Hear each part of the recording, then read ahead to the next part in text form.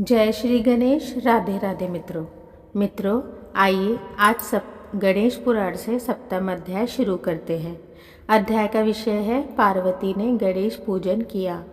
सूत जी बोले, हे शौनक, फिर ब्रह्मा जी ने व्यास जी को जगजननी पार्वती जी द्वारा पुनः गणेश पूजन करने की बात बताई।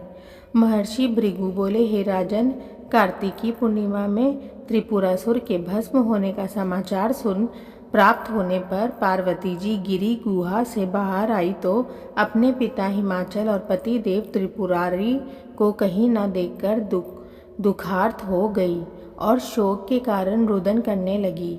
उनका रुदन एक भील ने सुना तो उसने हिमाचल के पास जाकर उनके रोने की बात सुनाई। इससे चिंतित हुए पर्वतराज अपनी पुत्री गिरिजा के पास पहुँचे और पुत्री को धैर्य बांधने लगे। उस संतत्रस्त गिरिजा नंदिनी ने कहा, पिताजी, ना जाने भगवान शंकर कहाँ है। त्रिपुरासुर से युद्ध करने गए थे और सुनते हैं कि वह असुर मारा गया, किंतु वह अभी तक लौटकर नहीं आए। अब उनके सकुशल घर लौटने का उपाय क्या है। ब्रह्मा जी बोले, हे व्यास, हिमालय ने कुछ देर विचार किया और फिर कहने लगे, बेटी, भगवान गणेश का पूजन करो।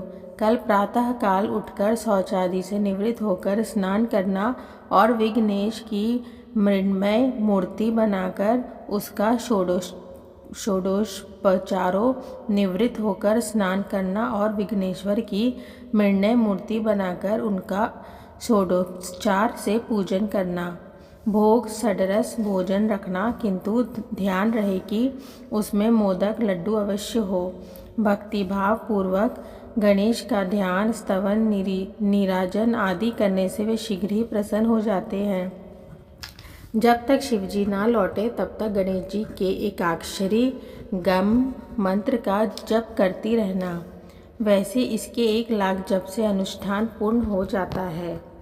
सामान्य स्थिति में श्रावण शुक्ल चतुर्थी से भाद्र शुक्ल चतुर्थी तक 1 मास पर्यंत गणपति पूजन एवं अनुष्ठान करें। पूजन के लिए एक मूर्ति से 108 मूर्ति तक ले जा सकती हो। अनुष्ठान पूर्ण होने पर उद्यापन किया जाता है। उस दिन जप का दशांश हवन का दशांश तर्पण और तर्पण का दशांश ब्राह्मण भोजन कराना चाहिए।